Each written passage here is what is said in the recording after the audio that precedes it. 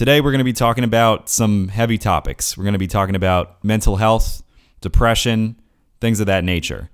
Now, the gameplay that you're going to see in the background is going to be some online gameplay using the money plays that I showed you guys in the Monday video. If you want to check that out, I will put that link in the description, but we're not really going to be discussing the gameplay today.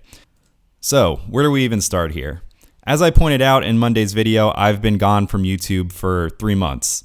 And I'd like to tell you that it's because I'm fed up with the 2K community, or I'm tired of the 2K devs not listening to us, or, all the typical mumbo jumbo, but it actually has nothing to do with that. The reason that I've been away from NBA 2K21 for 3 months is because I've been battling depression. Now, just to let you guys know right off the bat, I'm feeling a lot better, but I want to just talk a little bit about what's been going on, and hopefully some of you guys can relate to this and can maybe learn from it a little bit. So let's rewind to December here. I'm super excited about 2K21. It's the middle of, YouTube uploading season or whatever. And all of a sudden, I see that my interest starts waning pretty heavy out of nowhere. And anybody who knows anything about depression knows that one of the main hallmarks of that disorder is that you lose interest in things that you once cared about. So, like I said, it didn't really have too much to do with the game. But for the past couple of months, I've just been having all these negative thoughts, and everything has become a slog. Everything and every day has just been difficult to get through. And, if you look at my life from the outside, I know I don't talk about my personal life a lot on this channel, but I have a really good life. I have a wife who is wonderful. I have a house. I have a good job. I have this YouTube thing, which is kind of like a secondary job. So, on the outside, it doesn't seem like anything is wrong.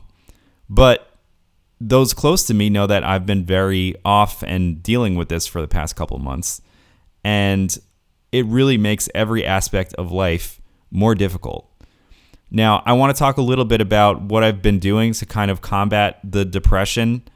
And this video is obviously not going to be a substitute for therapy or for any sort of professional help, but hopefully something in this video will be of some comfort or of some help to somebody who's listening.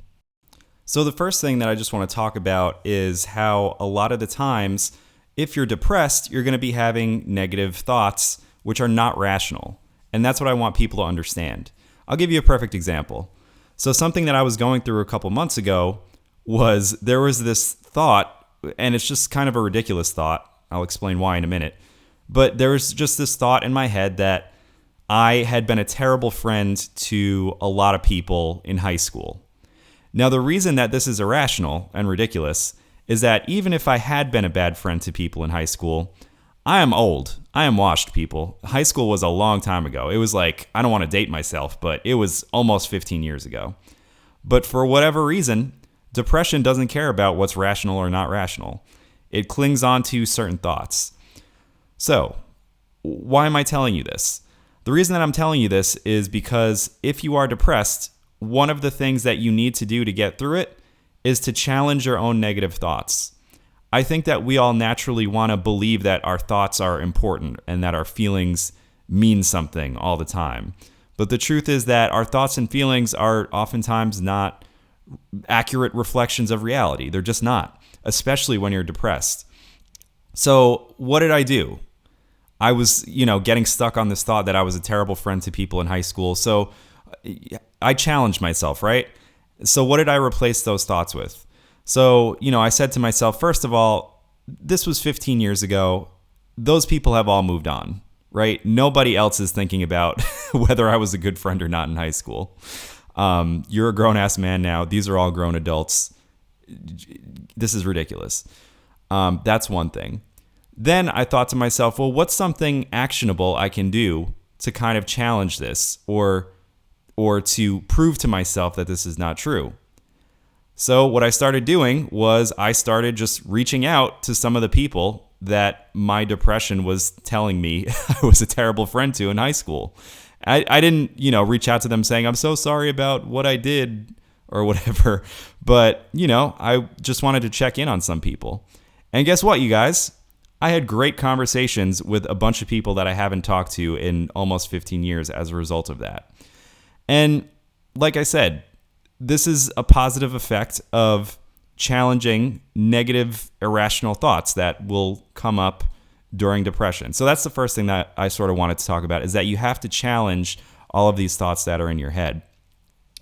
The second thing I wanted to point out was that if you're going through depression right now, believe me when I tell you that you are not alone. We are in the middle of the word starts with a P, but I don't want to get demonetized, so you know what I'm talking about here. We are in the middle of a panorama, if you will, of a Panera, of a panini, a global panini. And a lot of people feel isolated. A lot of people feel that their daily lives have been disrupted, and this has been going on for officially over a year now, that our lives have been completely upended. People are out of work, people are sick, and this is a huge deal. On a day-to-day basis, we might not notice it, but that is going to affect your mental health whether you realize it or not. A lot of people are not okay. So I say that to say you're not alone, and there is no shame in, first of all, taking time to yourself. If you have paid time off, use that, please. If you have paid time off from work, use that. If you're in school and you need to take a mental health day now and then, I'm sure your parents will understand. We all need to take days like that from time to time. And then finally, what I was going to say was that, listen, guys, I know that everyone's situation is different, but do not be afraid to reach out for help if you need help. If your leg was broken, are you just going to try and tough it out and be like, I'll just walk on this leg, I'll be fine? No, you're going to go to a hospital, you're going to go to a doctor, and mental health should be treated the same way. If you're struggling with depression or anxiety or anything like that, please just pay attention to the resources that are available to you. Maybe you have friends that are really good listeners that you could talk to. Maybe you might need more than that. Maybe you might need to go to therapy. Maybe if you're in school, you have a school counselor that's available to you, or a school psychologist, something like that. So if you guys are a little older and you have insurance, go on your insurance website and see, what psychologists or what therapists are available in your network. Just somebody that you can talk to. There's no shame in that. I've been in therapy before. It was a life-changing experience. I recommend it to everyone. I think everyone, whether you're going through depression or not, would benefit from therapy at some point in your life, because you just learn skills, emotional skills on how to deal with things that we weren't necessarily taught growing up, right? Because as good as your parents may have been, there are always going to be gaps. So, that's something that I wanted to say, was that there's no shame in therapy. The stigma around going to therapy has really almost diminished in recent years. People are much more accepting of mental health issues and understanding of them. And I did want to recommend a book to you guys, and it's just something that is not a replacement for therapy, but it's kind of a nice introduction to therapy, or a reminder of some of the skills that you should be learning. And the name of the book is CBT Made Simple. And CBT, for those who don't know, is cognitive behavioral therapy.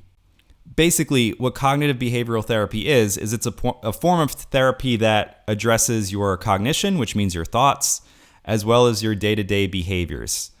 And like I said, part of it is challenging your own thoughts. Part of it is realizing what behaviors you can control that need to be changed. And it's truly, truly a life-changing thing. So again, that's called CBT Made Simple. I'll put a link to that in the description.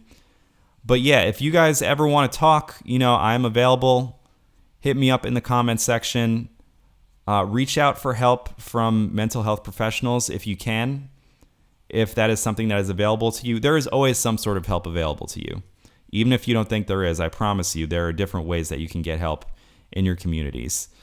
So yeah, guys, that's why I've been gone the last couple of months. As I said, I've been feeling a lot better, much, much better recently. And I hope that this has helped at least one or two people. I want to thank you guys who are the real ones that watch my non-tutorial videos, because I know that my tutorials are sort of the main draw for this channel. But even if videos like this get way lower views, I'm okay with that. Because, you know, every once in a while I want to talk about serious topics, or sometimes even funny topics that are not related to the whole tutorial thing. So once again, thank you guys for watching. Let me know if this was helpful. Don't forget to like and subscribe to help the channel. And until next time, happy gaming, y'all.